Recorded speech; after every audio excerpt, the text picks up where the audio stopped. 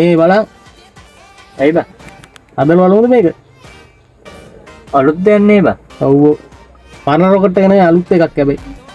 අවුලක් නැහැ නේද? හදලා බලමුකෝ බා. හදලා බලමු.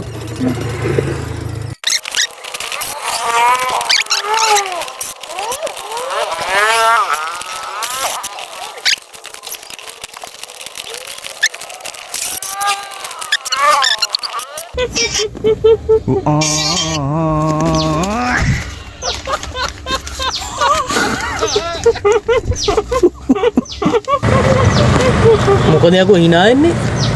උඹ කැරියන හදලා බෙන්නන් එනවා. උඹ හදන් එනවා.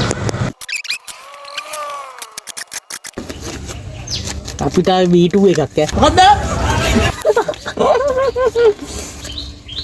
මෙන්න මේක තමයි අපි ප්ලේන් එක. ඔන්න මෙන්න අපි හද සුපිරිම භාණ්ඩයක්. ආයෙ ඉතින් ලොවෙත් නැති වෙන්න දොඹෙන් යන්න එකක් හැදුවේ. මොකද්ද දන්නේ නමක් නෑ.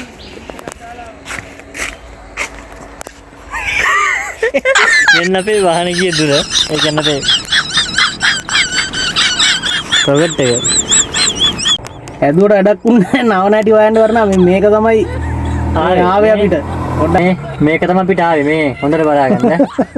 දැන් ඔයගොල්ලොත් පොඩ්ඩක් හදලා මේ පොඩ්ඩක් කමෙන්ට් එකක් දාන්න. ඉතින් ඔයාලට මොකද්ද දන්නේ නැහැ නේ ආවේ. අපිට නම් ආවේ මේක. හරි හරි එහෙනම් ගුඩ් බයි ඔක්කොටම. ගුඩ් බයි එහෙනම් හදලා බලන්න.